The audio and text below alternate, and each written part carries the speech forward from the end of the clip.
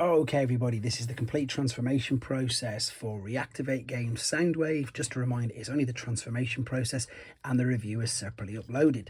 So we're going to make this a bit of a tutorial, so I hope it helps you out. Right, let's just move the arms slightly out of the way.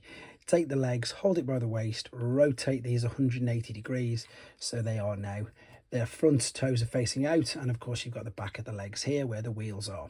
What we're going to do now is just lift this flap slightly out of the way, and then you're going to spin the wheel out like so, and then close this up. It doesn't attach into anything just yet, but just fold it over to cover some of the gap. Same principle on this side, so rotate the wheel out, rest it up against there, and indeed fold that there as well. Then it makes more sense to clip the legs right too, and then this is another little tip that I think I've found. Just ensure that this is as straight as possible in the waist, otherwise it's just a little more tricky and a little more fiddly to attach for the rest of what you're going to see in a second. So make sure it's completely central. That's what I was trying to say. Then take the backpack, extend it out that way first and foremost. You can already see that's joined up and made some of the back of the vehicle. And then before we do the rest, take the head, just lift that tab up there, because what we're going to do now is we're going to swing this whole portion out. If you can see sort of inside that gap there, you probably can't see it, but when I pull it out, you'll notice that it's on a double hinge, so it comes out, then out again. So there we go. Now what we're looking to do then, we're going to just bring the wheels down out of the way. This is quite self-explanatory and quite easy, to be honest. You've got these large tabs either side of the inside of this, the back of the vehicle. As you fold over the shoulder, there's a huge cutout there in the forearm. Fold this down and indeed tab it in. Let me just line that up, hopefully you can see. Tab it in and that'll rest there. I'm now going to take the opportunity to just push the head down all the way through, because otherwise it makes it difficult later. You can push it through before you do either if you want. Same principle with this arm. Let's bring it round. As this comes underneath, let's take the tab, let's line this up, and indeed let's just pop excuse me, this into there. It's much easier when it's right in front of you, because I'm reaching around on the camera. It's making it a little more difficult than it actually is. There we go, that's popped in. You saw that clip into place, no issues. Right, now what we need to do is start to turn the front down, bring the wheels out completely, and then this is where you need to swing the back bit down. There is two cutouts either side of here, and there is two large tabs either side behind the wheel, so you can start to slide that in.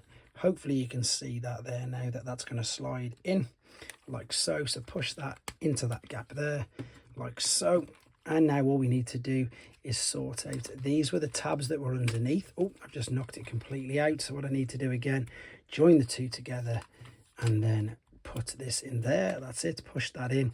This was the bit that I was referring to earlier. What needs to do now is come out from underneath here. Right, you can see it's honestly not this difficult. It's because the legs have popped apart. There we go, push them in, slide in there, and now that side bit has clicked in. So I turned it out. It doesn't matter if it's underneath, you just got to bring it out, line it up. And now with the wheels at the front, same principle, push and squeeze that into position. There we go. And of course just lift that up on the back. There he is in his alternate mode. So as I'm sure you can imagine, getting him back into robot mode is much easier, because it's just, well, you'll see right now, we're going to fold this over out of the way. Let's then, of course, just take the legs, pull these right out. As soon as you do that, these front wheels and everything will come forward as well. You can then take the whole of the leg section out, unclip that, and then fold these back on themselves like so. If you remembered, we did turn the legs around 180 degrees, so you might as well do that now. Then what we're going to do is open up that tab again, tuck the wheel away neatly inside, and then bring this down. This tiny little tab will just fit in there. We'll repeat the same process on here, push that in there, cover it up, bring that down. So that's the legs pretty much done. With regards to the arms, if you remember, they were tabbed into the top here, so bring this down and indeed fold it out. So we'll just do that just to get them completely out of the way. Now we're going to bring this all up, straighten itself up, remember. So we're going to stand, see, we've stood the midsection up there, and then if you remember, this part here is on a double hinge. Let's bring the face, but the head out first, and then you need to cascade this double hinge, see it there underneath, down over on itself and in like so. You'll know that it's in the right position because when you come to clip the head in, this will clip over there and fit neatly into position.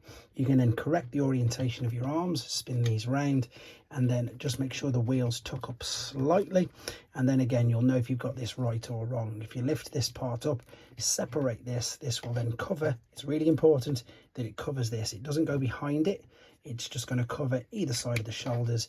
You can press that down, lift the head back up, and as I say, much more simple going that way. But there he is, back in his robot mode.